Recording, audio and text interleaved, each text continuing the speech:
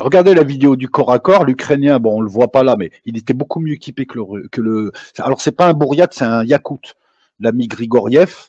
Et on va vous parler, je vous ai passé une vidéo l'autre fois d'un corps à corps sanglant. On a toute l'histoire là. Alors, attendez, je vais retrouver le truc et on a toute l'histoire. Et vous allez voir que l'histoire est assez bizarre. Enfin, assez bizarre. Non, non, je vais pas le dire comme ça. Attendez, je vais retrouver le truc. Voilà. Ah, lui, c'est un phénomène, le gars. Alors. Hop, hop, hop. Voilà.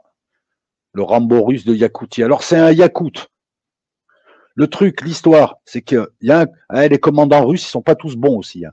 Il y a les commandants russes, ils prennent souvent des gens du bled et ils leur disent, voilà, tu prends le drapeau et tu vas aller 20 km dans les lignes ukrainiennes et tu vas poser le drapeau. Salut Stéphano. Et donc, c'est ce qu'il a fait, le type, au moment où il y a eu l'histoire. C'est-à-dire qu'il est parti à mobilette avec un pote à lui juste pour installer un drapeau à la con. C'est le jeu des drapeaux. Donc ça, c'est ce qui a été critiqué à Moscou. Comment des commandants laissent faire ça? C'est complètement con. Donc, il y est allé avec son pote. Son pote a été tué par le type là qui l'a tué, lui. Enfin, il l'a laissé mourir. Et apparemment, il lui a pris la radio. Et apparemment, il aurait attendu que d'autres types arrivent et il en aurait buté un ou deux. Voilà. C'est un type qui est père de famille et qui est parti. Il est contractuel. Il a signé en disant qu'il préférait y aller lui. Ça éviterait à ses enfants d'aller faire la guerre. Et c'est un type qui s'est déjà illustré. Hein, vous avez l'article. C'est un type qui s'est déjà illustré puisqu'il a déjà détruit. Il a déjà. Enfin, apparemment, le mec, c'est Rambo, quoi. Voilà un petit peu l'histoire de cet Andrei Grigoriev qui, voilà, il est là, le gars. Ah ouais, le gars, il a la guerre dans le sang, quoi. Donc, bah, écoutez, moi, je lui souhaite longue vie. Hein. Non, mais si, oui, il m'est sympathique. Je vous lis en même temps.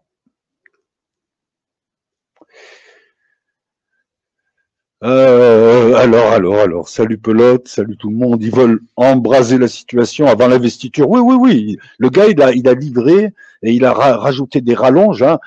La guerre a coûté 310 milliards pour l'instant à l'Occident. Et il continue à... Regarde, là aussi, c'est simple. Peu importe dans quel camp t'es. D'un côté, tu as des gens qui demandent juste à ce que l'Ukraine ne devienne pas une menace pour eux, donc n'intègre pas l'OTAN, que son président démissionne, et puis qu'on s'arrête là. Voilà, grosso modo, ce que veulent les Russes. Des garanties. Et pour ça, ils font une guerre où ils avancent. Ils grignotent, mais ils avancent. C'est toujours pareil. Ça évite d'avoir des grosses pertes. Ils avancent, un coup à droite, un coup à gauche. Si ça pousse là, je vais là. Si ça pousse pas là, je vais ailleurs, etc. Je fais des U, je prends petit à petit. Là, en l'espace de 3 ans, ils ont détruit toutes les forteresses qu'il y avait, hein, ce gros mur bien épais au Donbass. Apparemment, d'après les experts, dès que certaines forteresses tomberont, ils auront du champ, ils avanceront beaucoup plus vite.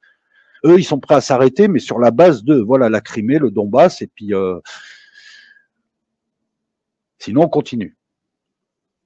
De l'autre côté, tu as une armée qui est incapable de les bloquer, donc qui perd tous les jours du terrain et qui perd tous les jours de la ressource, et puis une économie qui, voilà, un pays qui est détruit. Ce pays n'a juste qu'à écouter ça. On voit que ce pays a perdu la guerre.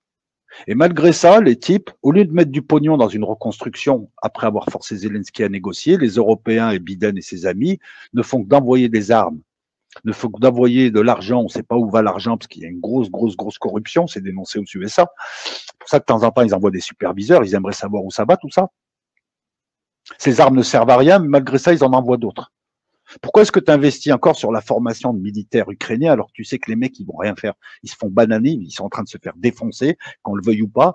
Et ce qui serait le plus rationnel, c'est de voir que tu as perdu la guerre, d'essayer de négocier et de limiter la casse. C'est exactement pareil que pour Kursk. Pour Kursk, tu vas aller prendre un truc que tu ne vas pas garder. De l'autre côté, tu perds du terrain que tu perdras irrémédiablement. Pourquoi tu fais ça? Pourquoi tes meilleures troupes, au lieu de les mettre à Kursk, tu les mets à Pobrosk, tu les mets à Chassibiar, tu les mets à Kupiansk, tu bloques un maximum, tu perdras 2 fois moins de terrain, le temps de négocier. Et tu auras sauvé la mise. Là, non. Tu fais Kursk, tu vas faire de quoi demain? Briansk, tu vas faire quoi demain? Kherson. À la fin, tu perds tout. Voilà. C'est cette irrationalité qui montre que leurs intentions sont pas claires et que ce qu'ils nous disent, ben en fait, ce sont des mensonges, tout simplement.